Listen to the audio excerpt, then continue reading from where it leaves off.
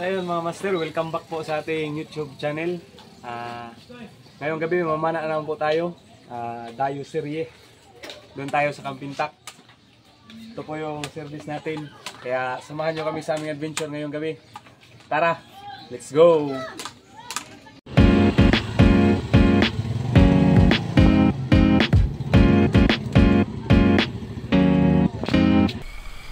So ayun, nandito na po kami sa spot mga master.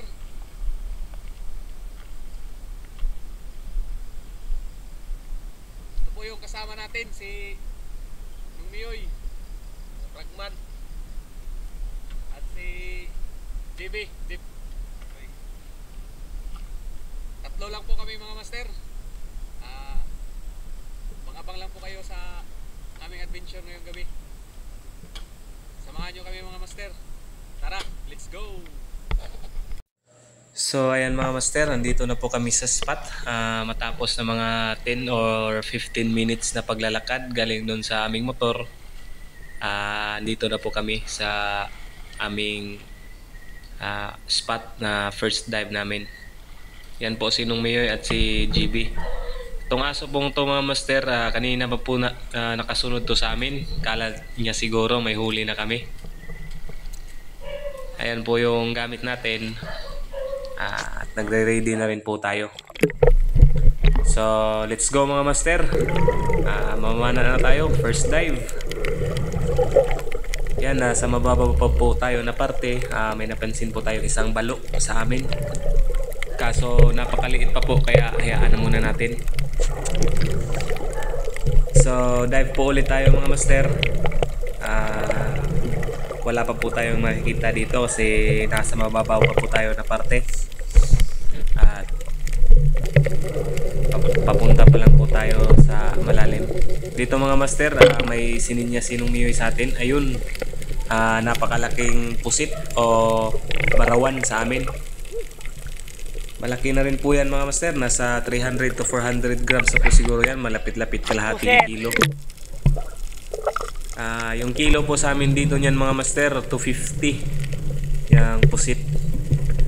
So dito dive po ulit tayo mga master. May nakita tayong mungit o pamilya rin ng surgeon fish. Ayan, kinuha na rin po natin kasi good size na rin po siya at masarap din po itong pangkilaw. Mungit po yung tawag sa amin dito niyan mga master.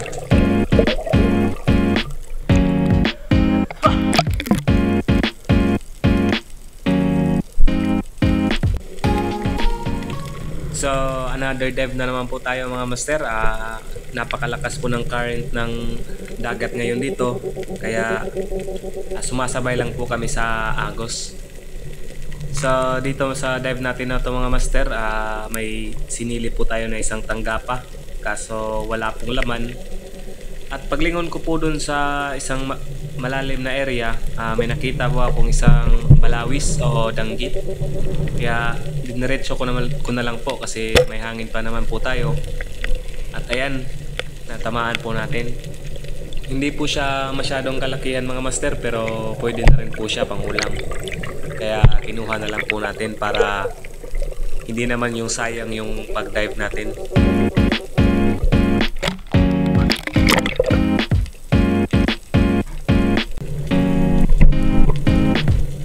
So dito mga master, sa mababaw pa lang, sa ibabaw pa lang nakita ko na tong isang balawis. Ayan, lumalapit po sa atin. Ayun, natamaan siya mga master, pero ayun, nakawala din siya. Nasa mababaw lang kasi yung tama niya kasi lumalapit po siya sa flashlight. Kaya tinira ko na lang po. Kaso hindi po maganda yung pagkatama, kaya nakatanggal po siya. Sinundan ko lang po siya ng flashlight para hindi mawala. Tapos kabit po ulit ako ng aking pana. At balikan natin, baka makita pa natin. Kaso hindi na po siya halos maabot ng flashlight kasi napakalalim na po. So dito mga master, pag dive natin, kasi babalikan po sana natin kaso wala na po doon. Ayan, may nakita tayong isang suyahan. At malaki-laki naman po yung pinalit. Maraming salamat po at may biyaya na rin po tayo. Isang unicorn fish o suyahan sa amin. Napakasarap po nito mga master, pang ihaw. Ito po yung first class sa amin na pang ihaw. Malaki-laki na rin po yan mga master, nasa 800 grams na po yan. So dito mga master, another dive, may nakita ulit po tayong unicorn fish o banggisan, pero hindi po siya suyahan, pamilya din po siya ng banggisan. Pang-ihaw din po siya. Tsaka pwede po pang paksiw. Sarap din po itong isdang to. Kaso napakalikot. Malaki-laki na rin po yan mga master, nasa kalahating kilo po siguro yan.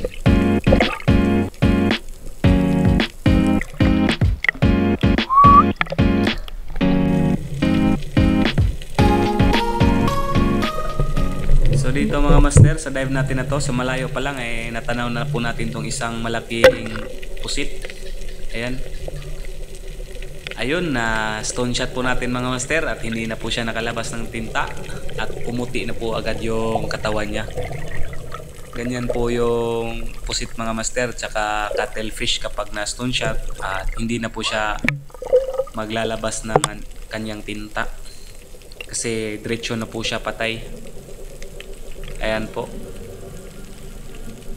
Laki-laki na rin po yan mga master, katulad nung isa. Kasing laki lang po yan silang dalawa. Salamat naman po sa Diyos at may biyaya na tayo ngayong gabi. So dito mga master, may nakita akong isang uri ng hindi ko alam kung anong pangalan itong species na to mga master.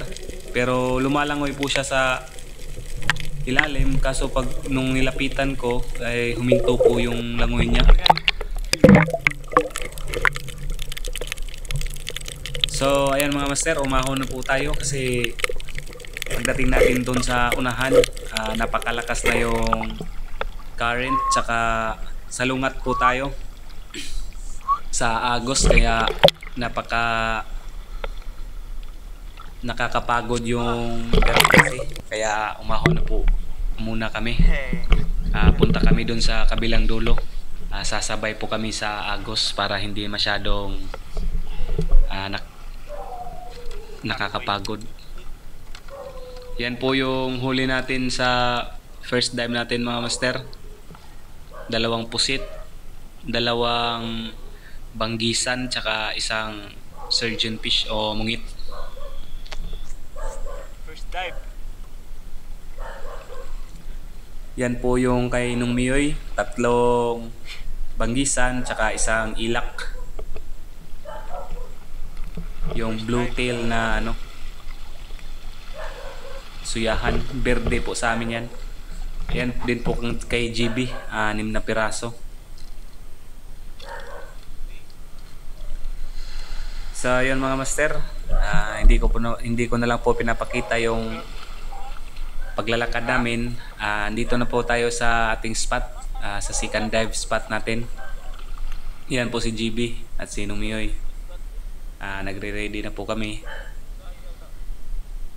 Sana po makadagdag tayo. Nandito po pala kami sa Campintac Black Beach, Loreto Dinagat Island.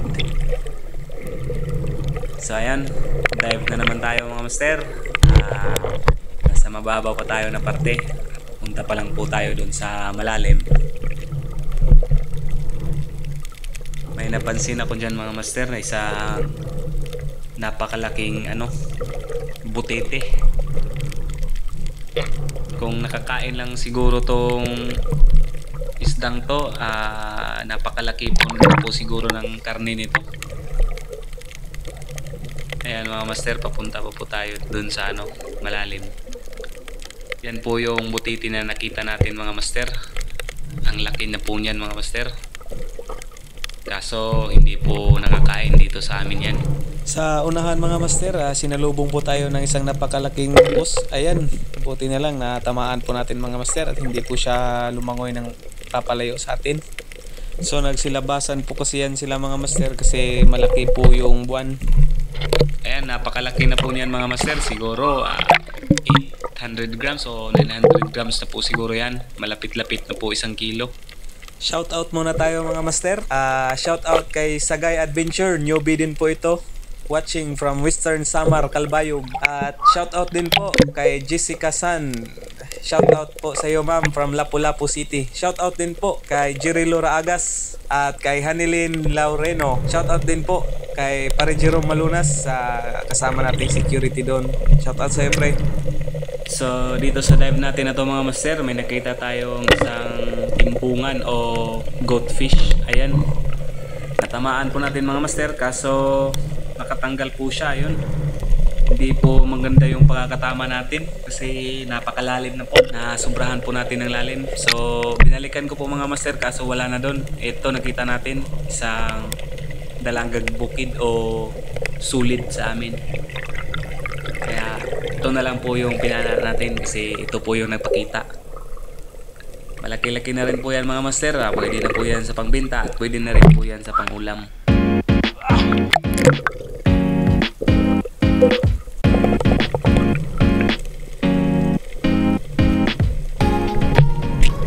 So another dive mga master, isang sulit pa rin po o dalagang bukid yung nakita natin. Kaya yun na lang po yung tinarget natin. Hindi na po tayo naghanap ng iba, baka aangat na naman po tayo ulit na walang dala. Kaya wow, yan na lang po yung tinarget natin. Kahit malayo pa po siya nakita na natin, hindi na po tayo lumilingon pa sa iba. Parang sa asawa lang yan mga master. Pag lumingon ka, labas lahat ng gamit mo. Good size na rin po yan mga master, kaya kinuha na po natin. So dito sa dive natin na to mga master, paaho na po sana kami kaso may nakita akong isang unicorn fish o kumay sa amin. Ayan, tinay ko pong dinakma kaso napakailap po niya, hindi po siya magpapahawak. Kaya panain na lang po natin para sure. Ayan mga master, malaki-laki na rin po yan. Pwede na yan sa pangulam. Hindi po natin ibibenta yung ganyan kasi iborito ko po itong isdang to, pang ihaw, pang paksiw. Ito po yung masarap na banggisan sa amin, pangalawang masarap sa suyahan. So yan mga master, umaho na po tayo kasi napakalakas po ng current ng dagat ngayon. Baka madala po kami doon sa malalim na area, kaya umangat na lang, umaho na lang po kami nila Nung Miyoy. Ito po yung huli natin lahat mga master. Hindi po marami pero okay na rin po yan. So ayun mga master, maraming salamat po sa lahat ng nanonood at patuloy na sumusuporta sa aking YouTube channel. Mabuhay po kayong lahat. At sana po hindi kayo magsasawang manood ng aking mga video. At ingat po kayo palagi. Maraming salamat po sa inyong lahat. At hindi po tayo mapapagod na gumawa ng mga video na tulad nito. At sa lahat ng mga baguhan dyan, ng mga espiro, wag lang po tayong susuko at laban lang po tayo. Kasi dyan po tayo kumukuha ng panghanap buhay natin. At ilagay lang po natin sa ating isip palagi na safety first before anything else. So dito sa tulay mga master, ayan, nakapana po si Nung Miyoy ng isdang tabang o isda sa tubig. Ayan, nasa tulay po na isda. Diyan po, pinana po niya kasi malaki-laki na rin po. Mabuti na rin po yan, pangdagdag sa huli niya. Ayan po, may tulay po kasi dito na maliit. Kaya may tubig po siya naka-stack, kaya may mga isda po kasi maliit pa yung iba. Yung pinakamalaki sa kanila, pinana po ni Nung Miyoy.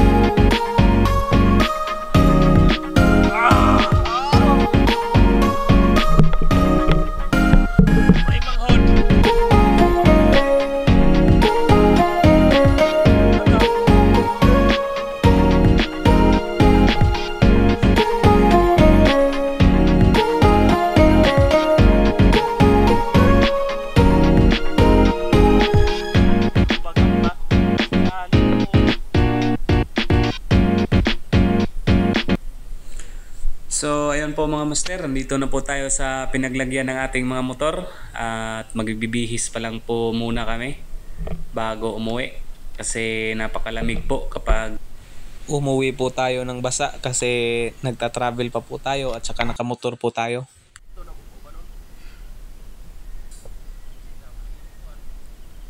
So ayan mga master, nakabihis na po tayo. Hinihintay ko na lang po sila mga master matapos magbihis. Kaya standby muna tayo dito bago umuwi. Ayan po si Nung Miyoy. Tapos na rin pong magbihis. Maya maya mga master, uuwi na po kami.